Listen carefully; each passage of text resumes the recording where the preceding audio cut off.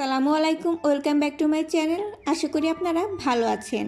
আজ আমি আপনাদেরকে ফিশ বারবিকিউ করে দেখাবো। এটা আমি চুলায় ফ্রাই প্যানে করেছি। দেখতেই পাচ্ছেন কতটা সফট হয়েছে এবং খেতেও মাশাআল্লাহ অসাধারণ। চলুন তাহলে দেরি না করে শুরু করা যাক। এখানে আমি প্রায় 300 থেকে 400 গ্রামের ওজনের একটা তেলাপিয়া মাছ নিয়ে নিয়েছি। এটা খুব ভালো করে পরিষ্কার করে নিয়েছি। এবারে গায়ের উপরে এভাবে আড়াআড়ি করে দাগ কেটে নিব। একটু ডিপ করে করব যেন কাঁটাটা না কেটে যায়। দুই পাশ থেকে আমি এভাবে ডিপ করে দাগ কেটে নেব। একটু দেখিয়ে দিই কেমন নিয়েছি। এই যে দেখতেই পাচ্ছেন কেমন ডিপ করে নিয়েছি। এবার কিচেন টাওয়াল অথবা টিস্যু দিয়ে মাছের গায়ে থেকে পানিগুলো ভালো করে মুছে নিব। অতিরিক্ত পানি যেন না থাকে।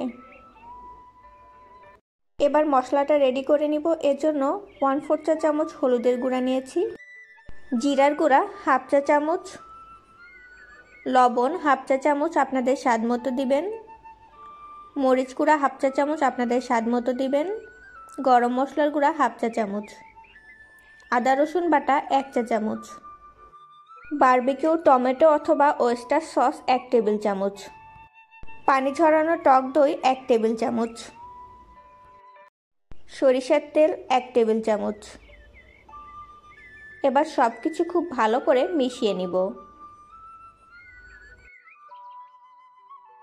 অরেঞ্জ ফুড কালার 1/4 চা চামচ, আপনারা চাইলে এটা বাদও দিতে পারেন। এটা জাস্ট আমি একটু কালার হবার জন্য দিয়েছি। এবার মাছের উপরে মশলার মিশ্রণটা দিয়ে দিব আর এটা খুব ভালো করে মাখিয়ে নিতে হবে। কাটা অংশগুলো গেঁথে গেঁথে দিতে হবে। মাছের মুখের ভিতরে এবং পেটের ভিতরেও দিয়ে দিতে হবে। এক পাশে লাগানো হয়ে গেলে অপর পাশটাও আমি খুব ভালো করে মশলা লাগিয়ে নিব। কাটা অংশগুলো একটু গেঁথে গেঁথে ভালো করে দিবেন এবং পেটের মধ্যেও ভালো করে মশলাটা লাগিয়ে নেবেন। কোনো অংশে যেন বাদ না পড়ে। এবার একটা বক্স নিয়ে নিব ঢাকনাওয়ালা। এই বক্সের মধ্যে মাছটা দিয়ে দিব এবং মশলাগুলো মাছের উপরে ভালো করে বিছিয়ে দিব এবং ঢাকনা লাগিয়ে এটা নর্মাল ফ্রিজে কমপক্ষে 2 ঘন্টার জন্য রাখবো। হাতে আরও সময় থাকলে 3-4 ঘন্টাও রাখতে পারবেন। আমি প্রায় 4 ঘন্টার মতো রেখেছিলাম। ননস্টিকের একটি ফ্রাই প্যান নিয়ে 1 টেবিল চামচ তেল দিয়ে দিব। চুলার আঁচটা হাই থাকবে এবং এটা খুব ভালো করে গরম করে নিব। তেলটা চারিপাশে ছড়িয়ে দিব। তেলটা ভালো করে গরম হয়ে গেলে মাছটা এবার আমি দিয়ে দিব। আর মাছটা আমি ফ্রিজ থেকে 15 মিনিট আগে নামিয়ে রেখেছিলাম। বাকি মশলাগুলো আমি মাছের উপর দিয়ে দিয়েছি এবং তেলটা এভাবে ছড়িয়ে ছড়িয়ে মাছের চারিপাশে ঘুরিয়ে নিব আর 2 মিনিট এভাবে আমি হাই হিটে রাখবো। পাতলা করে কাটা লেবুর টুকরো কিছু দিয়ে দিব, এতে সুন্দর একটা ফ্লেভার আসবে।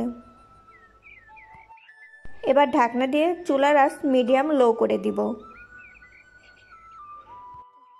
1 থেকে 2 মিনিট পর পর এভাবে একটু চেক করে দেখবেন আর তেলটা মাঝে মাঝে মাছের গায়ের মধ্যে দিয়ে দিবেন। এভাবে প্রায় 5 মিনিট পর এবার আমি মাছটা উল্টিয়ে দিব। এই কাজটা খুব সাবধানে করতে হবে। মাছের চামড়া উঠেও যেতে পারে। আপনারা চাইলে 2টা খুন্তি দিয়েও উল্টাতে পারবেন। মাছটা উল্টিয়ে মাঝখানে দিয়ে দিব এবং পাশ থেকে তেলগুলো একটু ঘুরিয়ে ঘুরিয়ে মাছে দিয়ে দিব। পুনরায় এটা ঢাকনা দিয়ে দিব এবং 1-2 মিনিট পর পর চেক করে দেখব। এভাবে প্রায় আরও 5 মিনিট পর আমি মাছটা এবার এইভাবে আস্তে করে একটু নেড়ে দিব। মাছটা আমার হয়ে গিয়েছে, আপনাদের কাছ থেকে একটু দেখিয়ে দিই। এবার এর উপরে আমি একটু সস ব্রাশ করে দিব। চলুন তাহলে সসটা রেডি করে নিই। টমেটো সস 1 চা চামচ, চিলি সস 1 চা চামচ, আপনারা চাইলে যে কোনো একটাও দিতে পারেন অথবা আমার মতো 2টা এভাবে মিশিয়েও দিতে পারবেন। ভালো করে এটা মিশিয়ে নিব। মাছটা হয়ে গিয়েছে, খুব সাবধানে নাড়তে হবে, না হলে ভেঙে যেতে পারে। আর উপর থেকে লেবুগুলো আমি উঠিয়ে ফেলে দিব। এবার মাছের উপরে খুব ভালো করে আমি সসটা ব্রাশ করে নিব আর চুলার আঁচটা হাই করে দিব যেন একটু পোড়া পোড়া ফ্লেভার হয়।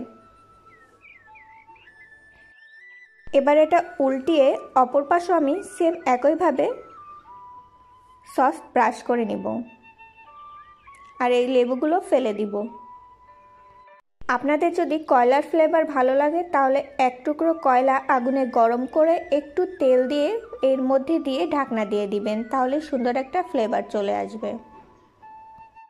সম্পূর্ণ মাছটা হতে আমার প্রায় 15 মিনিট মতো লেগেছিল, আপনাদের কম বেশি লাগতে পারে। এবার চুলাটা অফ করে 2 মিনিটের জন্য ঢাকনা দিয়ে রাখবো। একটা প্লেটের উপরে 1 পিস লেটুস পাতা আমি বিছিয়ে দিয়েছি, আপনারা চাইলে এটা বাদও দিতে পারেন। এবার মাছটা খুব সাবধানে নামিয়ে নিব। আপনারা চাইলে আমার মতো এরকম 2টা খুন্তি দিয়ে সাবধানে নামিয়ে দিবেন, কারণ মাছটা খুব নরম থাকে। এবার মাছটা একটু ডেকোরেশন করে দিয়েছি। আশা করি রেসিপিটা আপনাদের কাছে ভালো লেগেছে, আর ভালো লাগলে অবশ্যই আপনার ফ্রেন্ডদের সাথে শেয়ার করতে ভুলবেন না। যারা এখন আমার চ্যানেলটি সাবস্ক্রাইব করেননি প্লিজ সাবস্ক্রাইব করে আমার পাশে থাকবেন। ভিডিওটি দেখার জন্য অসংখ্য ধন্যবাদ।